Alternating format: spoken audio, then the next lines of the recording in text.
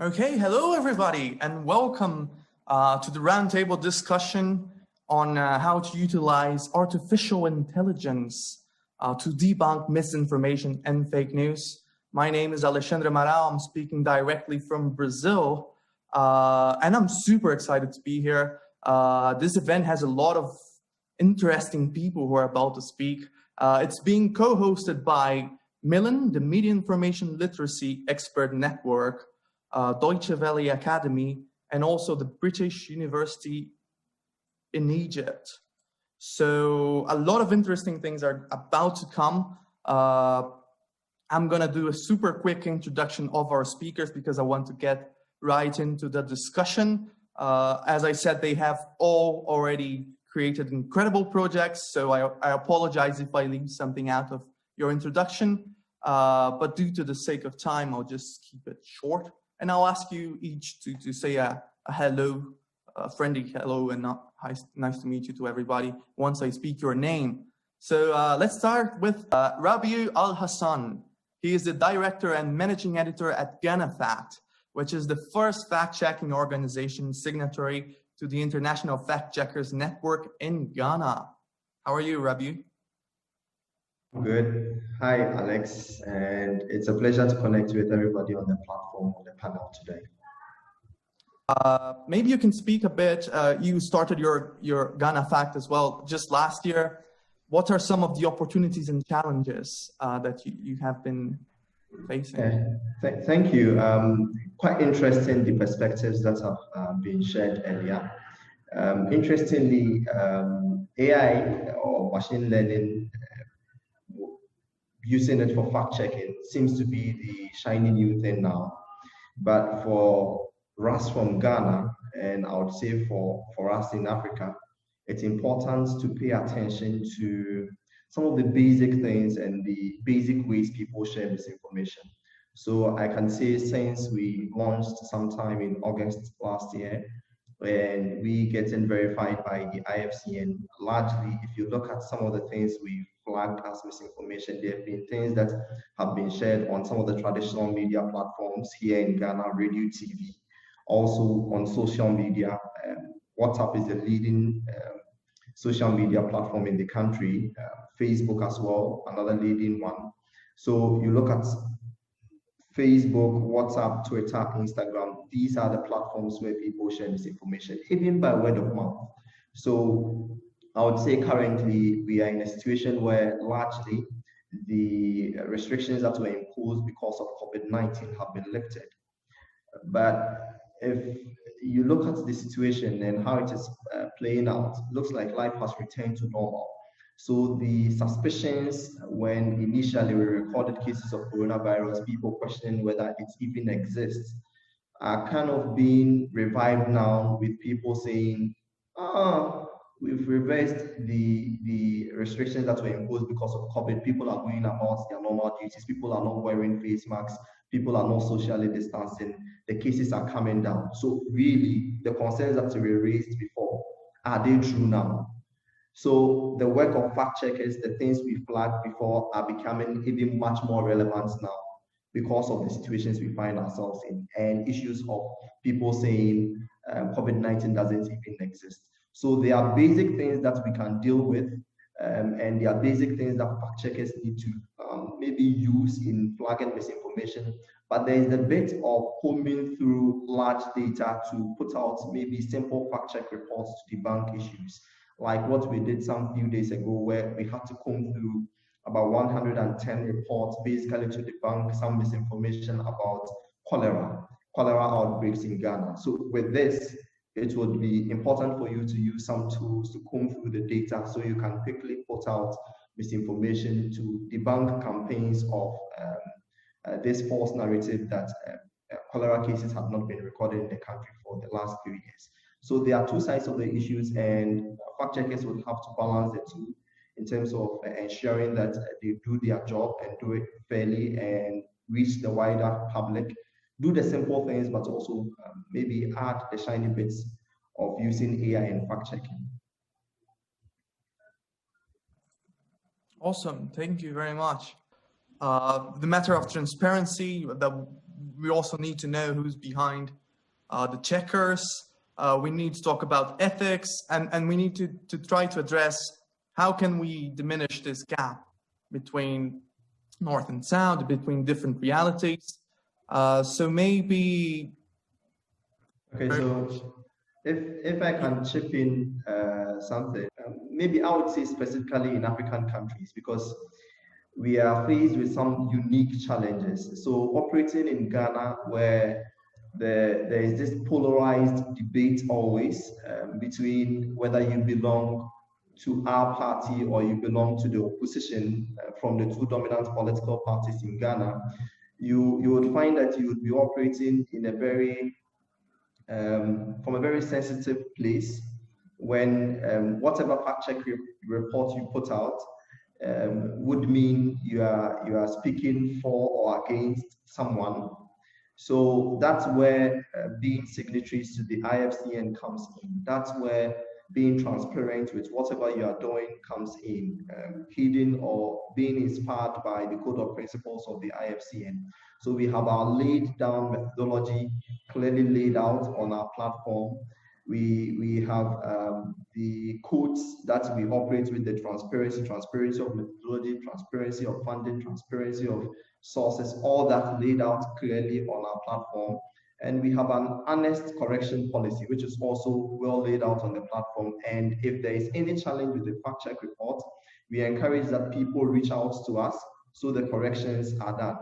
Now, beyond that, when she asked the question about resources and who has the opportunity to use AI in fact checking and what have you. Now, when you look at the way we operate as a not-for-profit social enterprise, largely being financed by grant-making organizations who are clearly laid out on our platform. So we cannot in any way compare ourselves to the amount of resources at the disposal of government. And I should mention that at the height of the COVID-19 pandemic in Ghana, we had a situation where there were restrictions that were imposed on the country in terms of a lockdown. And there were videos flying all over on social media where people were reporting that it looks like the security agencies that had the mandate to enforce the lockdown were taking the law into their own hands and beating people to ensure they remain home. But some of the videos that were being put out were videos that had been taken from other African countries. And so we had the Ministry of Information in Ghana take it upon itself to do some fact checking. But we insist that the public should know that when the Ministry of Information puts out a fact check report, it's evidently different from when a fact checking organization signatory to the IFCN puts out a report. These are two separate things and they are not the same. So these are things that we would have to discuss, and as things evolve, people would see through some of the things that political figures in the country would do in terms of fact checking, and what verified members of the IFCN, which use a global metric that has been well accepted around the world as a quality media standard, who use that in executing their jobs, how it will all play out. Thank you, Rabiu. That was super. I think those are super important points when you talk about transparency. We get into the dilemma of ethics. Not only the humans behind the technology can be biased, but the technology itself can be biased as well. I want to hear now from Jochen. Go ahead, Rabiu. Yeah, it's crucial. It's so important that journalists appreciate that times have changed and there is the need to rise to the occasion. You need to know how to use digital tools to verify and fact check information being shared on social media and on the internet. So for us at GhanaFact, leading to the elections, we're executing a project called the Fact Check for Peace project, where we are going around the country. Ghana has 16 regions. So we are helping about 30, or we've helped about 30 media organizations across Ghana to set up fact-checking desks in their newsrooms. And when I say media organizations, I'm talking about traditional media organizations, radio and TV. So we've trained members of the fact-checking desks who are editors, who are reporters, who are journalists, to know how to use digital tools for fact-checking. And we are in a network called the Ghana Fact-Checking Network, where we are drawing on our strengths and collaborating to fact-check misinformation on both traditional and social media. And in fact-checking misinformation on both traditional and social media, to make much more impact, we are hoping that anytime we flag misinformation, we don't reach people only online, but also we can reach them offline as well. So you produce content, you publish it on our website, which is the GhanaFact website. You can also republish it on your traditional media platform, which is radio and TV, for the majority of the populace to consume the verified information. So this is another way of trying to encourage people to open themselves up to media literacy and know how to use digital tools for fact-checking and verification. Now, Rabiu and Charlie, please, some final words. Okay, then Charlie. Okay, so I think I started off initially by saying that for us, it looks like the basics is what is crucial. The artificial intelligence, machine learning, fact-checking seems to be the shiny new thing. And if we overly concentrate on that, we'll be taking our eye off the ball.